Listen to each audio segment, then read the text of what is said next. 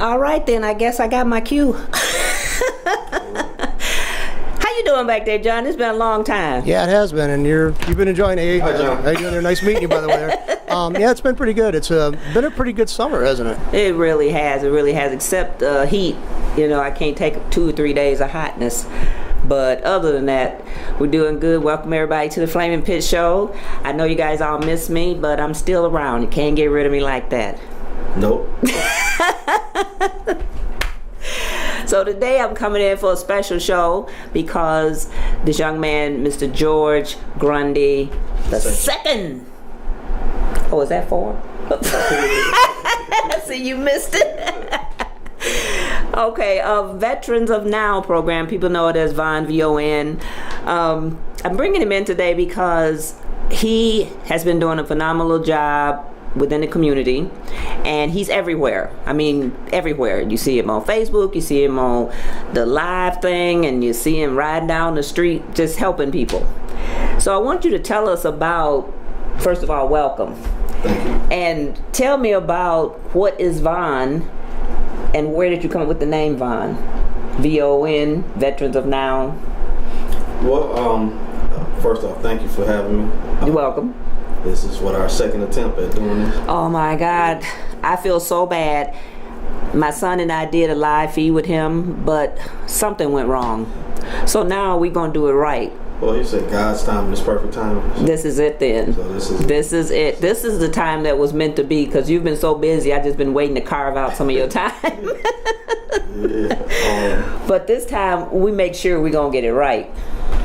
Yeah, it was right the first time, but we're just gonna continue that energy. So, V.O.N, Veterans of Now. Well, I was in the Marine Corps from 2008 to 2012, and when I got out, I ended up homeless. So I dealt with a lot of issues, that you hear about when it comes to downtrodden veteran or whatever. Right. And so I wasn't on drugs and all this other stuff, and so I didn't fit into these programs. So one of the first things I remember is I was getting my unemployment through the military, but I couldn't use that to get housing because it was unemployment, and wait a minute. Because unemployment's not guaranteed. I see. But so you couldn't do anything because that wasn't like stable 40 hours. You're right. There was no guarantee I would get it the next week. Okay, so they give you the money, but you still have to be homeless. Based on what the housing rules were for different apartments and things like that. Somehow that doesn't make sense. At the time. Yeah. So, it wasn't here in Michigan. But it's probably pretty much the same. It's because it's government. A lot of it, just a lot of headache and a lot of heartbreak. Mm-hmm. But I went through all these different things. I don't drink, so I wasn't a substance abuser, so I didn't fit in those programs to be put in certain housing, and so on and so forth. I just fell through every little crack and crevice in life, and it was.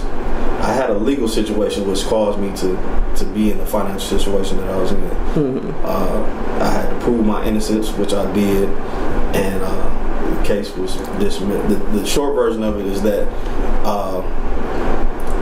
all the cameras that were at the situation disappeared.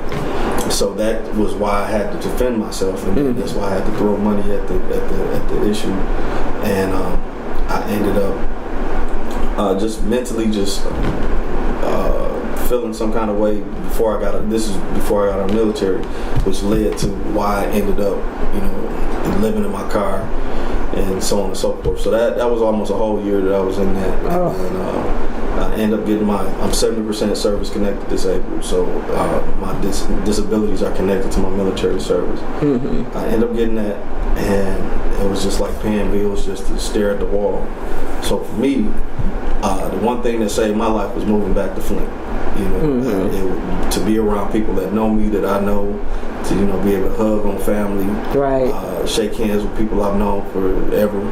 That really did something. Yeah. So I love Flint. I didn't want to leave when I left, but my mother at the time saw that I was going through some changes, and she made suggestions that I make a move. Mm-hmm. So it's like when you're a kid and say, "Go stay with your grandmother," except you had to go to the military. It was more like go stay with your sister because military came later. I joined late. I was 29.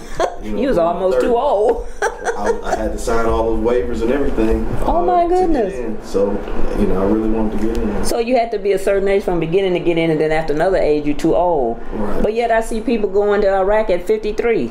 Well, they changed all that. They're already in, and they let them go back. Yeah, once you have military service, there are certain rules that can be adjusted, or there are certain waivers that can happen. And then the Army's intake is different from the Marine Corps' intake, which is different from the Navy and the Air Force. So the age is different depending on the service that you're joining. Wow. So for me, 30 was the cutoff. So I got in at 29. I was working at a law firm in Winston-Salem, North Carolina, and I just, I had pretty much did everything because I lived in Georgia, Atlanta, Georgia, so I had, experienced a lot of things there, and I experienced a lot in Georgia. Yeah. So pretty much the only thing left was the military. Yeah, my brother, my older brother, he's a veteran Marine too, so I didn't want him to be the only one that could say he was in the Marine Corps. I have uncles and people that were in the military. Both my grandfather, or two of my grandfathers, because I have an extended family, were in the military, and so I just felt the service calling me, so I did that, and. Then when you get to Flint, you got a new project now. Flint, it was a restart for me. Mm-hmm. I just, from day one, I was loving it. Actually, when I first got it, as soon as we got off the expressway, we ended up on the news because it was like 2014, January, one of the coldest days, and the news was out. Well, what do you think about this weather? The cold frigid. I said, I love it. It's great. They not knowing that I just got home. Right. I was like, this is beautiful weather. I can't wait for more. She looking at me like, this dude is crazy. So I'd be like, yeah. But from that day to this one, I gave myself 2 years to get it together and figure something out, or I was going to move to Florida, Miami, and just be a beach live on the beach. Be a beach. No, people don't do that. I was going to figure it out. But, so that's how you come up with the idea for the program, because I hear that it's part of Habitat for Humanity and... What else did you tell me? Well, there's two separate things. I'm the first veteran in the country to receive a live-work home through Habitat for Humanity. And Flint is the first city that Habitat for Humanity chose to do that program. Oh, so you're the number one. I'm the first veteran. Oh, okay. Number one. Mm-hmm. And so now when they did, and you call it the live work, that means you have to live where you work, or they give you a house and you have to fix it up? I mean, what happened? They don't give you nothing. There's a mortgage behind it. The thing is zero interest on it, but there's still a mortgage, and then you have to do your hours and your sweat equity hours. So nothing is given, but the program the house is commercial / residential. Right. So I live upstairs, which is the residential portion, and then the downstairs is considered commercial. And it's that way you can tell based on how they did the front door situation. Yeah. Because there are commercial doors on the bottom level and then a regular residential door to go upstairs. Okay, well, I didn't know all of that. That's good to know. Yeah, I get a lot of people thinking that, I was just giving something like, oh, you're a veteran, nobody giving you nothing. Well, you would be the first one because all the other veterans are standing on corners with signs. Well, I was a part of that. I didn't stand on the corner with signs, but I was a part of the underserved veteran population. So it's all in mentality. I being from here and under the era that I came in, I had to make a decision. Either I was going to kill myself or fight. So I chose to fight. There you go. I wasn't going to allow the system or whatever you want to call it to take me under or make me feel like I couldn't. It was like I did all this stuff. I survived Flint, survived all the stereotypes and the statistics and all this other stuff, just to end up at zero. I'm like, what's the point? So I had to shake that off and like, look, the point is, you had to figure it out. And so to go with that, V.O.N is Veterans Now. The emphasis is on the now. You know, I want to be able to, at the pinnacle of V.O.N, to get veterans services within 24 to 72 hours. Oh, okay. If you're homeless, get you in the bed that night. If you have certain work issues, get you a job within 72 hours. Things of that nature. I want V.O.N to get across all that red tape. So have you been able to service people in that manner far? Most definitely. How long has V.O.N been in effect? Since last year, I put the Articles Incorporated, or the nonprofit. Right. It's a 501c19, so I did that last year. Now that's a different 501 because I've never heard of the 19. It's specifically for veterans. Oh, okay. Okay. Military. So how is that different than the 3C or C3? 3C? You have to be. The members and people a part of it have to be connected to the military in some form. Okay. So you either have to be a combat veteran or be a son, daughter, or child of, or spouse a veteran. Of a veteran, in order to really get the full potential of that nonprofit status. Okay. So as far as funding, where do you get that? Because I know a lot of people have trouble with funding, you know, to get programs like this off the ground. I know people that's been trying to do it for the female veterans, and it's just like not working. Well, and it seems like the men get more service than the women, especially in housing. Well, I agree to a point. There are certain communities that have access to funding. Everything I do comes out of my pocket. You know, outside of the water, because I'm also a water distribution hub, and I use that under V.O.N. And I received a grant through United Way to help with the water part of it. Okay. It has nothing to do with the veteran part of it. Right. So I haven't received any funding dealing with what I need to do for the veteran part. So I just go out there, feet on the ground, and figure it out. So now, if you pay for all this stuff, can I get a new car? Well, I mean, I wish. I needed. You see what I drove in on? You rode in on that big horse. A 99 Dodge Durango, so I didn't ride that new. So, but you know, when you think of when you do nonprofit programs, it's a lot of grant writing and this kind of stuff to get money for the program. So you have all that kind of stuff, you know, in like a year's time, you have all that kind of stuff set up so that you can actually help people. And then when you help people, people come to you and say, well, I was living here and they put us out, the landlord, blah, blah, blah, and they come to you. Now, how do you help them find another place? Because there are services already out there. So I try to make sure that instead of them getting a bunch of call this number, I try to get them directly to the people that need to be talked to. Yeah. And if they give them any kind of opposition on what the services are, then I make complaints about it, you know, because if you have something set up, because, you know, I'm not where I need to be yet, because I'm young in the sense of the nonprofit world. Some people don't even want me to be a part of this, told me to just stick to photography and other stuff. But well, you can always do that too. I mean, you got two hands. But my thing is, you know, if there's a need, you need to fill it. Exactly. So, and if you can fill it. And until God say different, I'm gonna fill it. Yeah. And my thing is, you know, I don't believe in just giving up or giving in. You know, you might get a little low in life, but you don't just give up. Figure it out. But what I do is I get people with the services that are already out there, the organizations that say they have certain things together, or people that I've shaken hands with and said that they offer certain services.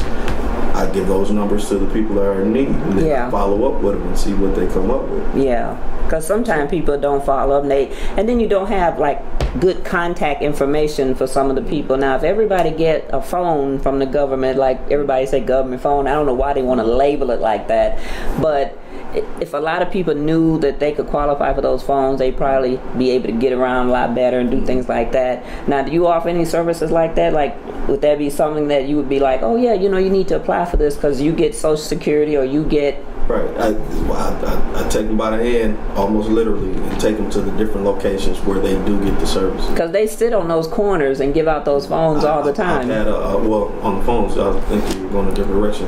But like, there's been a couple of veterans or people with veteran signs up that I've stopped and actually tried to help with services. Now, another thing that veterans deal with is substance issues. Right. Because you're dealing with the overly masculine situation when you're in the military that some people aren't used to, and then there are certain things that become habit when you're involved, like drinking and right. just a lot of partying and stuff. You play hard, you work hard. So some people can't come back from that. They get a taste and then they're stuck. So that's where all their money go. Right. Now the thing about the people on the corner, sometimes those are not real veterans. Yeah. And there's been a couple of them that's gotten busted out, and they posted up on Facebook, and the guys were standing on the corner collecting money, and then we saw them go get into a BMW, and they drove. Flint? Yeah. In Flint. In Flint. Oh, wow. They were out like on Miller Road. They were panhandling. That's why the township said you can't do it out there anymore. Wow. So they were panhandling, and somebody videotaped them, and they put them on blast because they saw them go across the street and get in a BMW, and there was 4 of them. So they divvied up their money, and we were just like, so now every time I see them, I'm wondering if should I give them any money? I ask for ID or check for ID, and before I actually go full fledged, I ask them to go up to the county, to the VA office, so they can get verified. So if they can verify and validate who they are, then I'm doing everything I can to help. Yeah, because I wondered about how they get service, because in order to get service, you have to have an address. And if these people are just on the corners and stuff, it's like, okay, why aren't you in any of these shelters? Are the shelters full? Do they kick you out and get to come back at a certain time? All of that, you deal with all of that. For me, when I was dealing with it, I guess because I wasn't chronically homeless, because since I had a car, and that wasn't something that I lived in. They consider that not homeless because you have a car. I didn't fit into that community, so it's like, to even go in there, you have to be built a certain way. And then people want to try you from jump. When it's like anything else. You the new kid on the block. Right. You too clean shaven. You don't look like you ain't. I'm gonna take your bag. Worn out, so. What's in that bag? Right. I want it. For me, I just stayed sleeping in my car because my thing is I don't do conflict very well. So I do conflict very well, but I don't do. You don't want to do it very well because somebody would probably be messed up. You'd be like, what?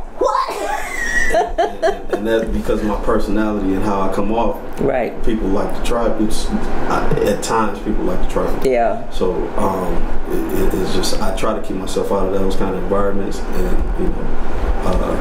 thank God I don't have any type of criminal record or background or anything like that. But I do not deal with conflict very well because I consider myself an alpha male. You can come in the form of one, but I'm gonna make sure that regardless of the situation, I'm gonna come out on top. So can women be alpha females? Most definitely. Most definitely. I know a bunch of them. What? Yeah, you're not the shy Violet, streaky Violet you always wanted to picture yourself as. She's one. I know. That girl lays pipe and plumbing, everything. Do you ever Lesa, do you know laying pipe can mean another term? I know, that's why he just said, wow. I'm talking about plumbing. Plumbing. Either way you go with that, it could be taken in another direction. That's why he was smiling. See, he know what I meant. He know what I meant. Okay. No. Yeah, but you got to pause on that. I know. That's my 30-second pause. She lays pipe, plumbing, in the ground. Don't tell I said that. You know who it is, Thelma. So but yes, most definitely, women. I admire women based on especially women with children that overcome and adapt to situations based on some of these ignorant people that they deal with. Well, if you have to do it, sometimes you have to do it on your own, because for the people that say, well, I have to have a man to do this and that, sometimes they could be waiting for a minute, because there's some guys that don't know plumbing, and then girls march up and then be like, yeah, because I just fixed my under the sink the other day, and I was telling somebody about it, and they were like, oh, I'm gonna have to find out how to do that. I said, well, first of all, I have a plumber on speed dial. I tell him what the problem is, he tell me what I need, and I go and fix it. That way I save money. I don't have to call him out. Right. Or you can always Google it. Right. You can find all kinds of stuff. Yeah, you can. But so now, how has the program been going in this last, like we're getting closer to the end of the year already? Mm-hmm. So what has this year brought to you that different than last year? Networking has been incredible.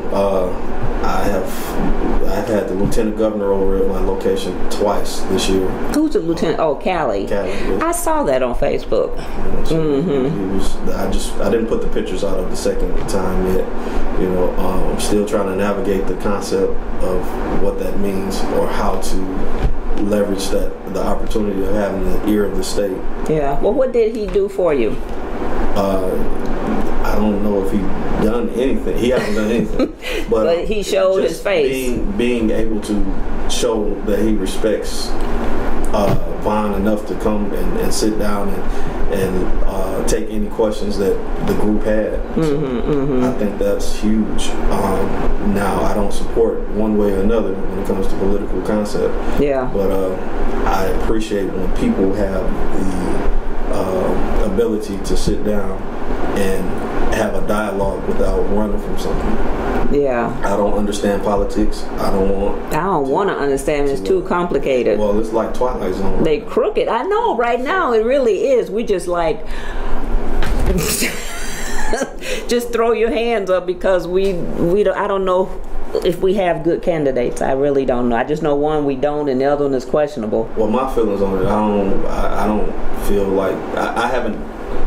For me, I don't have a reason or feel like either one of the candidates deserves my vote. They haven't said anything to me as a black male. Right. And as far as for policy for black people, or African American people, whatever we're gonna call ourselves, that moves my heart, that makes me feel like it's going to be different from what the policies and the concept of what we've been living in already is going to change. Yeah, that's true. So now, where do you get your veterans when somebody, do they do referrals to come to you, or like you say, you just scouting and you run across them? It's all of it. People send people my direction. I go out and when I see things, or like we had a stand down a month or so ago, and so I in met June. Met a bunch of veterans through that process, and so we've been linking up with them. And it's everything. It's just network. It's just like anything else. If I see a need, or I see somebody that may have an issue, veteran or not, I reach out, and then a lot of times that's what brings other people or other things. So, because I talk to veterans, like the female veterans, and they tell me, I hear horror stories about like the medical part, that the VA don't really help a lot, and then when I talk to the guys, it's pretty much the same thing.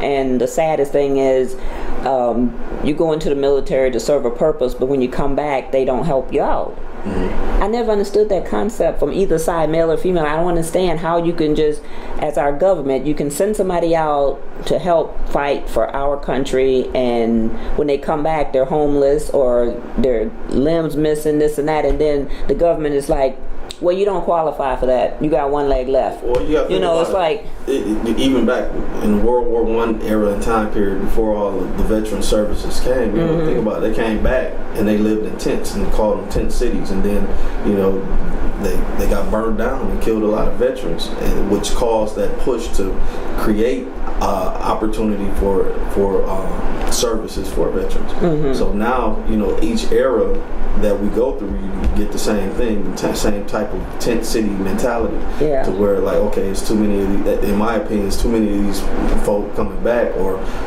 acceptable losses, that if we wait 30 years and let half of them die out, then give them the rest of them 100%. you know, because they're going to die in the next 5-10 years anyway. Yeah, because they've been exposed to everything under the sun, and then they come back sick.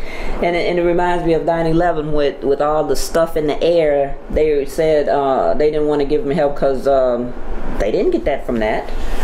You know. I mean, you know, from all, I've been around veterans from every era that is still alive, and they're like Desert Storm to me really did a lot of people dirty, you know, because I know when I was living in Atlanta, there were several people that I met, and this was way before I even considered going to the military, sick and having all kinds of illnesses based on being over in the Gulf. Right. You know, just bleeding, coughing and bleeding and all this other stuff, having all kinds of cancer in their lungs and things like that. And they was like, you didn't get that from us. You know, and so, but it was a consistent thing. So, you know, Gulf War, I believe it's Gulf War illness or whatever it's considered now, but, you know, just to see people go through that, you know, you got this healthy person and they just falling apart in front of you. Right. It's just crazy.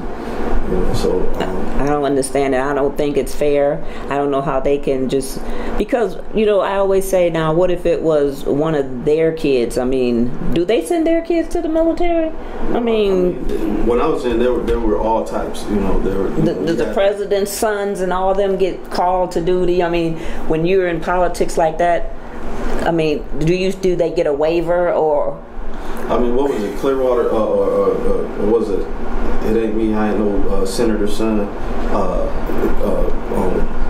Creedence Clearwater Revival. What was the name? CCR. Oh, the CCR. Yeah, CCR. That song. So I mean, I've seen at least wealthy people. You know, one guy that I was bunkmates with, his family, they were wealthy. You know, like literally, like own tens of thousands of acres of land. Right. And he proved it. So, I mean, everybody has their sense of service in the way that they see it. Yeah, I'm sure if you're a person that writes laws and understands the mandate of war, you don't want your child to be involved with it, but you do want parents to be able to jump into the situation. But you can't control if your child sees patriotism a little bit different from you. You know, you may see it from legislation, but your child may see it from action and legislation. You know, like I look at it like this. Okay, think of the two Bushes, the father and the son. Right. The father, he was an actual patriot when it came to serving in combat and in wartime. Right. His son was the byproduct of his service, so he didn't have to serve in the same fashion. So, you know, it's all based on where you see it, you know. Right. So all in see where you see it. For me, I'm like this. I did my time, so what are you gonna tell me? You know, I did what I needed to do. Right, right. You know, I've made sure that I tried to walk the line as much as I understood it, and I've evolved and grown through each process that I've learned in order to be able to have a voice. And I'm not going to allow anybody to take that. Right, right. So, now, I know you're having an event that's coming up this month sometime, so why don't we talk about that and let everybody know what it is and when it is. So August, the same weekend as Back to the Bricks, we're having the event. It's called Together We Can. Okay. I have a list of the sponsors and participants that we have going on. So for one, Pack Your Back, Galen Miller, he's the reason why we're doing it, because he's from Central Michigan University, and he started a nonprofit called Pack Your Back. So he's giving children book bags and school supplies for the school year, and so he chose to do it in Flint. They did an interview, Channel 12 News, at my location, and which kind of kicked off the media part of it for here in Flint. So now we're doing an event in order to help push that initiative and get as many backpacks and school supplies to children as possible. I think we have over 100 backpacks so far. Oh, okay. That will be given out on the 19th and the 20th. Well, y'all need to hit up some of these stores so that they can donate you bunches and bunches, because my girlfriend's son did that 2 years in a row. and he ended up buying everything by himself because he's not a prophet or anything like that. He just wanted to do it. But with your status, you should be able to go in some of these school supply stores, and have them make big donations. Well, I'm coming to find out it's not as simple as that. Well, I know you have to go through, like, especially some places you have to go through corporate. You have to write the letters in the corporate. Right. But then other places like Meyer and Kroger, sometimes you don't have to do that. You go in and you tell them who you are and what you do, and they'll give you a check for a certain amount, and then you can just go buy the stuff as long as you buy it in the store. Right. So that part is easy. Okay. And then, maybe, like I said, a lot of the big box stores, most likely you have to go through corporate. But a lot of the other places, even the dollar store and stuff like that have a lot of that stuff. Those are places I'd be hitting up, like, who do I need to talk to get a donation? Well, I need to hang with you when it's time to go collect. That's what because I just know that, because I used to do fundraising for back when my son was in PAL, and that was the first time I asked Meyer for a donation. We were doing a bake sale, and they were like, oh, okay, just give me the ID number, okay, and you come up and we cut you a check. And back then, my son, just back when my son was young, like 14, 15, he's 32 now, and they just cut me a check, and I went up there, and I know they still donate, and I'm just not sure if you had to go through corporate anymore, but either way, phone calls never hurt, because all they can say is yes or no. Right. And being a veteran, having the status, and seeing that it's a good cause, I can't say that they would say no. I just don't see it. Now, if they'd be like, well, you got to write a letter to corporate. Okay, well, who's in corporate? I'm writing a letter right now. Directly. Let me email it to you. Because I know a lot of them will do it. It's just, you got to ask and put it out there. Yeah, you just got to ask them, because I always say all you can do is say yes or no to me. I'm going to ask you. If you say no, I'm like, okay. Gotcha. And then there's other places like some of the restaurants, they'll let you do little fundraisings, and they're like, you might set aside 3 hours of service, and they'll let you have the tips, stuff like that, and you can use that money to buy supplies. Okay. Well, it looks like I need you on the team. Well, I know that people downtown does it. I know 501 has done it. I know Blackstones has done it. I know BD's Mongolian, because I used to I interviewed this one young lady that was in a beauty pageant, and I know that she had an event like that at BD's Mongolian, and they give you like 3 hours, and they put up big jars on the counter, and people come through and put tip money in there. They even let one of them cook the food, something like that. Okay. So it turns out to be a fun event, and then you make a few bucks or whatever, But if you do it in enough places like that, spread it out, then you can make some money to buy supplies. Right. Okay. That's just a thought. It's taken. I've noted. I got you. Okay. So now finish telling me. I didn't mean to interrupt you. No, I just get carried away with stuff like that. Needed. Look, you just want to let me know how smart you are. Listen at that, John. Don't let him talk to me like that. But you do know a lot of stuff, because you've been doing fundraising stuff for a long time, so you do know a lot. But we have, let me see, who else we have? We have Project Flint, Karina Petrie. She's from out of Wisconsin, so she's been doing a lot of, she keeps it in the light. She keeps the issues in the light. So she's a part of it. And then CYA for Christ, they're a part of it. Gallery on the Go, Miss Sandra Branch. CYA for Christ. Yeah, that's Mr. Jeremy White. And Flint Comics, Mr. Randy Zimmerman. Randy Zimmerman, I know. I've interviewed him. And then we're going to have, what is it, Citizens, I apologize. And then, she going to hurt me.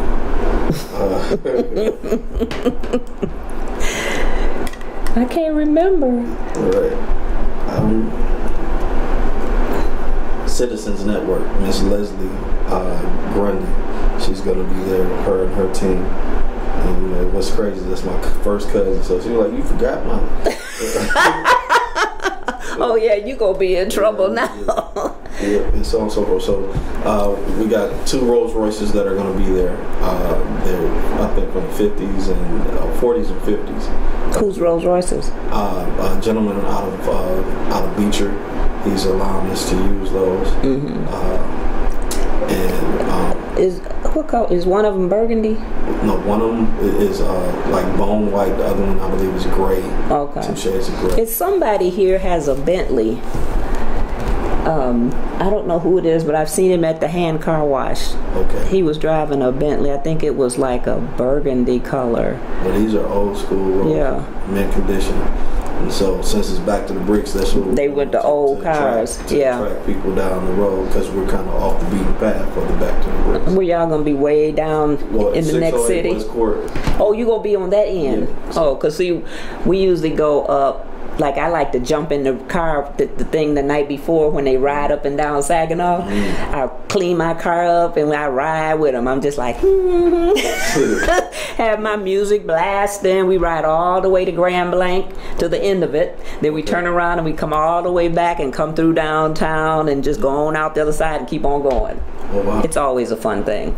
Okay. We're not even in. We're just in traffic. You know, we just like, yay! Because they start setting up about 2 in the morning.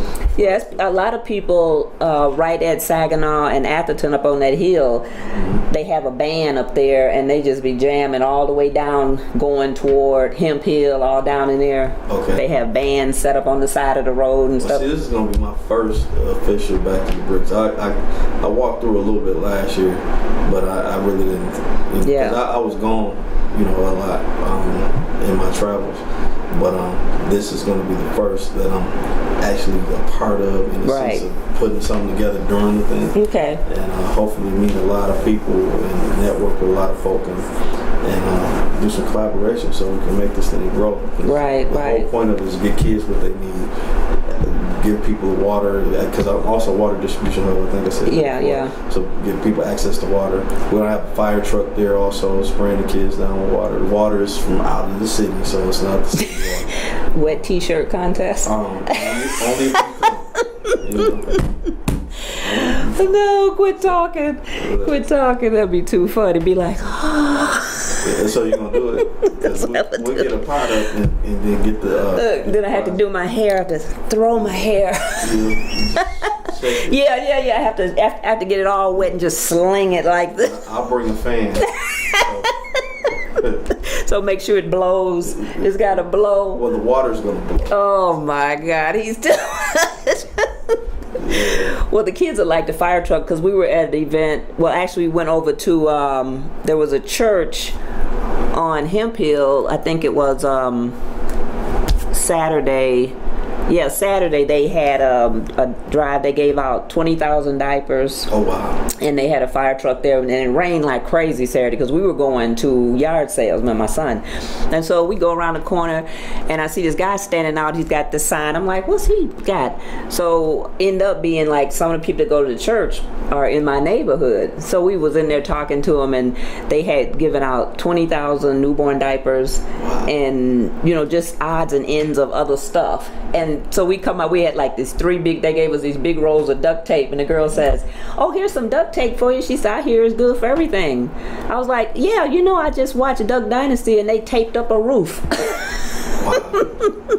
Wow. But it was funny because I didn't know anybody, with a newborn baby to give any to, and then I go to a baby shower and I was like, I could have gotten them some diapers. Yeah, we do that too. We also give out care packages too, baby wipes, and the only diapers we have left are size 3. So if people have... What's a size 3? That baby should be walking, shouldn't they? I don't know. I don't have any children. So. When you into a size 3, they're like, you have the 2s, the 3s, and 4s. Oh, I don't know. My baby's 32. That's what was that, about 4 or 5 months?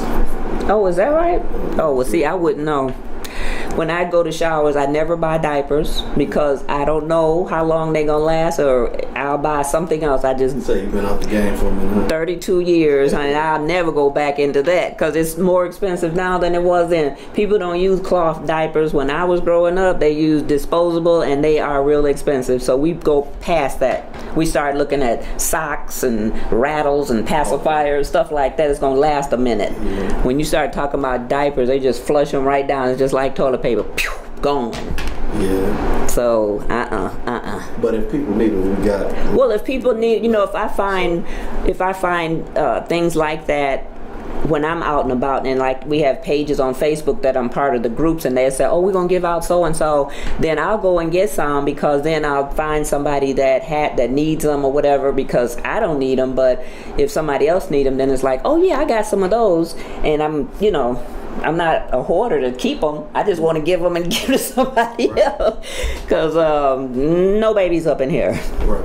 But if people do need them. If people do need them. Size 3s, and we do have Similac, Infamil, all that other stuff.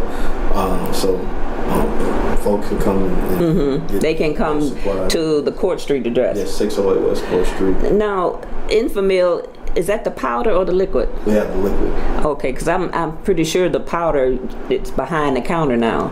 Okay. Yeah, a lot of that Well, powder. this stuff was donated to Because the powder, they start putting it behind the counter with the Sudafed and stuff like that, because people use it for cutting coke and making crack and No, I got the liquid stuff. Yeah. We're not cutting that. make a milkshake out of that.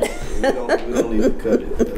We good. We good. Right. It's liquid. So now, what time do you guys think you're gonna be in your part of the event? Is gonna be like 1 day, 2 days? 2 days. So both Now, it's- Friday and Saturday. oh, back to the bricks. Is it 2 days?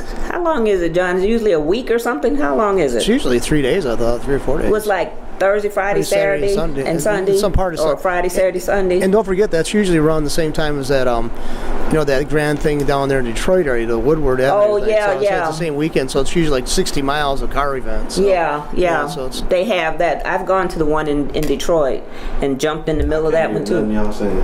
Oh, well, it's because you don't have your headphones on. Does it work? Well, you hear what I'm saying.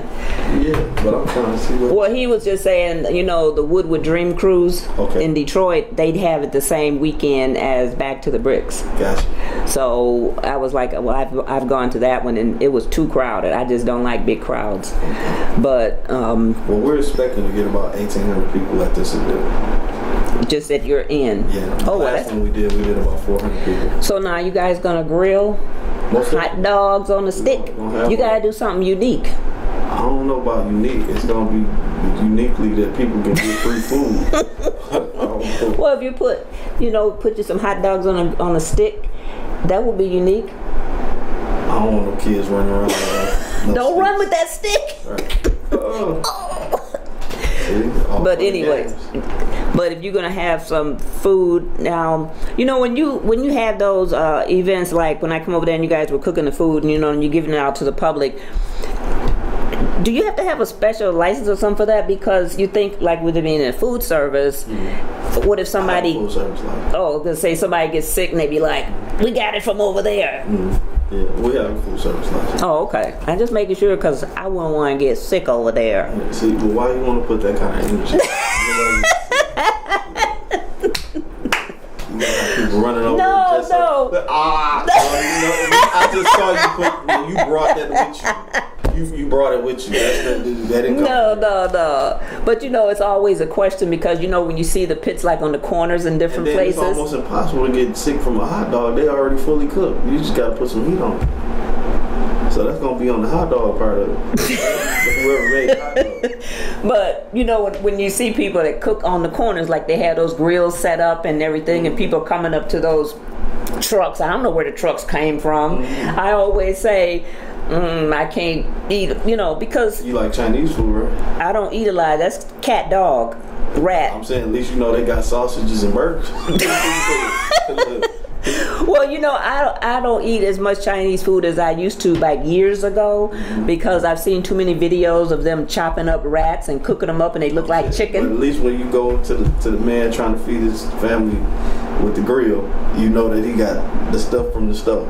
He got it from his, unless he grew it himself, unless he raised his own hogs and grind it up, and So I'm saying, I appreciate And that's the one thing I love about Flint is that people aren't afraid to go out and create a situation for themselves. Yeah. Because everybody got to eat. Everybody got to pay bills. And I'd rather see people doing that than hustling dope. And breaking into people's houses. Robbing folk, stick up kids. Because I'm saying, that right there, that's, if people go to a different location, then that's going to make it even easier on them because they're going to understand where it came from. Because you had to grind and figure it out here and take a grill and make it work. Right. Now you're somewhere else and people can't compete with your grind, your hustle, your work ethic.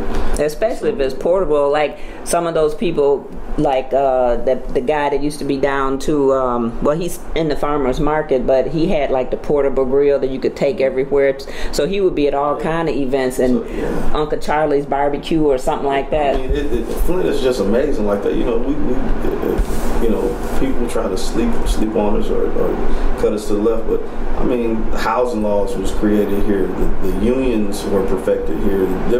We are the Silicon Valley of the industrial age, and we have so many firsts when it comes to Black history. We have so many firsts when it comes to technology. We have so many firsts when it comes to a lot. Mm-hmm. So just being in this downslope, to me, to see people getting out and creating avenues for themselves, I think that should be respected because goodness gracious. What do you want a person to do? Yeah. Well, right now with the way it is, people are going to have to learn to do something or else I just don't know what to say about the whole situation. And people are voting today for who? Like I said, that's the Twilight Zone. I've heard both candidates in the major parties say things that I don't feel comfortable with as a Black man. Mm-hmm. So, for me, it's not just about voting for just anybody or just because, which one do you want to do, cocaine or heroin? I don't want to do either one. Either one. So, my vote and the way that I respect my ethics or morals is a lot more than just because the options that we see are out there. There are more options. There are several people running for office. So somebody else can get my vote that appeases the things that I agree with. Whether they win or lose. Anybody get hurt under gun violence, whichever side it is, but especially Black men. I'm a Black man, so for me, I feel especially attacked when we're not portrayed in the light in which things are happening. Yes, you always have that rotten apple. You always have that small percentage that make everybody else look like they're doing all this crazy. But the portrayal that's been put out there, I think is unfair, uneven, and we need to figure out how to change that dialogue. Because it's just not the correct way to put something out there. Because everybody deserves a right to live. Everybody deserves a right for respect. Mm-hmm. And we need to, as people of color, we need to be given freedom and not just liberty. The liberty to walk around and feel comfortable until somebody tests your freedom. That's not the way that we need to do this. The thought process of being less than human, that's 200-300 years ago. So we need to get to a point where we let people understand that concept is gone, and now it's rearing its head up through what we're hearing on mass media, which is going all over the world, which is giving people a viewpoint of how they should think about people of color. And that thing right there, it creates monsters. Yeah. So and it seems like it's not something that's going to end anytime soon. Well, it's just continuously. It has to in order to keep the system that we live in going. Yeah. So my thing is, you look on one side and you have residual, or you have a circle, or something that continues to perpetuate a certain concept and thought process, so keep people on assistance, things like that. Mm-hmm. And the other side of it is like, we don't even want those type of people involved in our process. So why would I want to be involved in either one of those things? Right. So until you tell me something that makes sense to me as a person, then let's do something. But also on the other end of it, as people of color, we have to come up with our own super PACs. Yeah. We have to put some money on the table and tell people, look, this is what we want. You're not gonna put any money up. $1.5 trillion each year that we spend on nothing. On nothing. That we can put into something. Paper clips and toilet seats. Something. and push it into some kind of political direction to say, look, this is why you want to listen to us. Because if you don't, then we'll shut down this just by the type of money we spend. Right. Now, another thing you do is photography. Yes. So I've seen some of your shots. One of them had me in it. It was the best photo you ever had. Oh, it was the best I ever had. Did you get the negatives, Lesa? John said, did I get the negatives? Do people still have negatives?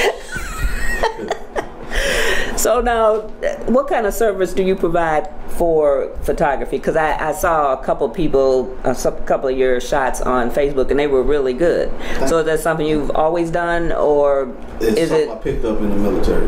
You know, being in different places and looking at mountain ranges, or some things are just so pretty you want to take a picture. Take a picture. So I got into it from that. You know, when I first got to Japan, it was just incredible. So I was taking a picture of everything because I never seen that's culture. I know. You was the tourist over there. Right. So everything was exciting to me, and I just dove into the culture. So it was just beautiful to me. So every other place that I've been, I've tried to capture it in some kind of way. Unfortunately, a lot of the photos that I took in that time period have been lost in the wind. But I'm glad I still have certain memories. Yeah. But I took a lot of pictures. I took tens of thousands of pictures. Wow. And they just disappeared? They walked away. They walked away. It's funny about them legs on photos. Yeah, walked away. They were on the computer and on my camera, and those two things walked away. Walked away. So yeah.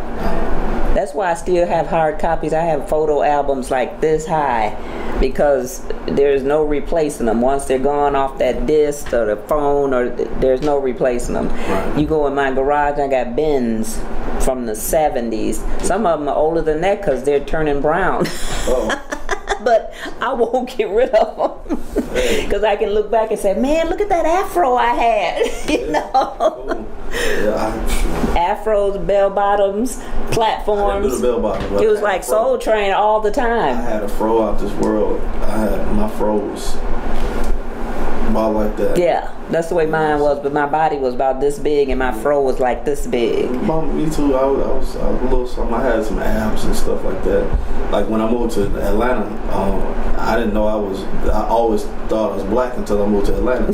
And I was walking down the street, and I was going to a pastry shop, and it was a Hispanic pastry shop. I go in there, and the lady on the side, beautiful woman, just started talking to me in Spanish. I'm like, who's she talking to? Right, like, cause all I ever known me to be was black until, so maybe I could be, what's going on? Let me learn some languages here. So the right one come along. That was a journey within itself. So that's when I started just hanging around with different cultures. So about 2 years out of the time I was there, I didn't hang around any person that was born in the States. Right. I was hanging around Haitians and Nigerians and people from South America, like that spoke Portuguese and things of that nature. Somalians. I always like to get culture like that, But I dove into it. Yeah. I just splash. So now, what do you do with your photography aside from like post pictures? I mean, is this like somebody can come to you and say, I need some wedding shots, I just need some head shots? I try to stay from weddings. I want to do glamour shots. I can do the glamour. You put the makeup on? Things like no. But all that stuff, and I do it basically by referral. People just tell people about it because with everything else that I'm doing, you don't have time for weddings. Weddings are very important, specific times in a person's life. So the crew that I would get together, just the minimum, just to step into a wedding, it would be $5,000 just to even consider it. So would they just have a little bitty wedding? Still $5,000. I'm saying, if we're talking about your standard concept of a wedding, people are spending about $20,000 to $40,000. Oh, good thing I got married in jeans. Hey, but I generally everything that I do starts up around 150, just to get the time. So headshots are 150. The time, yes. The time. How long you think it takes, and how many shots do you get? I take a bunch of shots. So we get to just like the models do, get to go through and check them out. Yes. Oh, so that's what that little back room is for. Well, the back room is for a lot of stuff.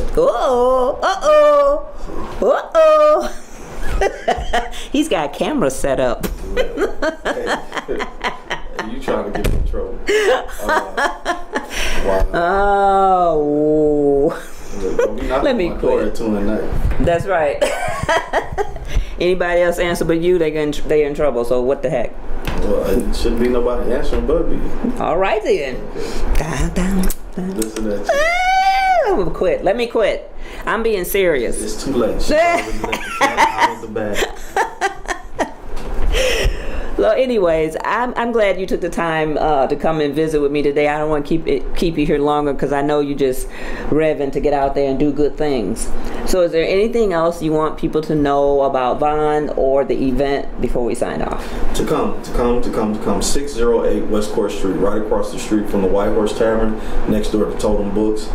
August 19th and 20th, V.O.N and Pack Your Bag and Project Flint will be running a Together We Can engagement to give out backpacks and school supplies for children, to pass out water for the community, and just to have fun. We'll have some motivational speakers, we'll have live music, we'll have cars there, we'll have a fire truck, we'll have a magician there.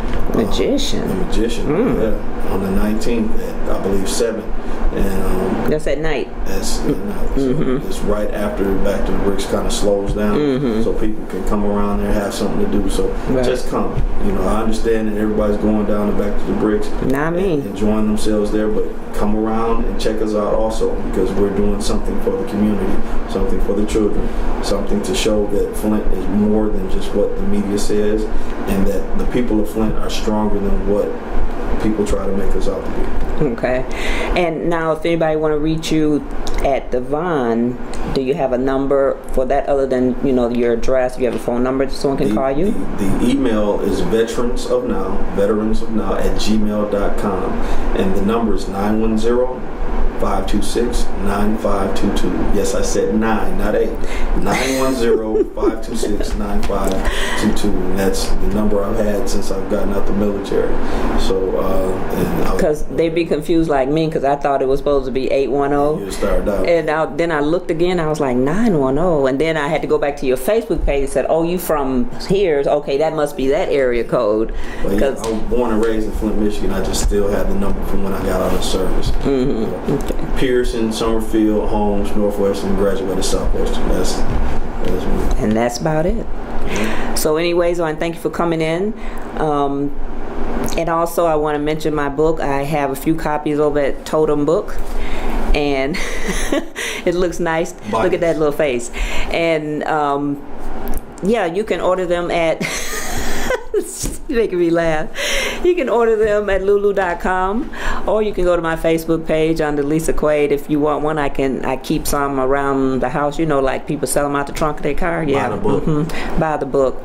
It's a good book. It's a life story. It's an awesome book. And be sure to support a starving artist. Support a Flintstone. Flintstone. So it's Flaminpit, and we're out.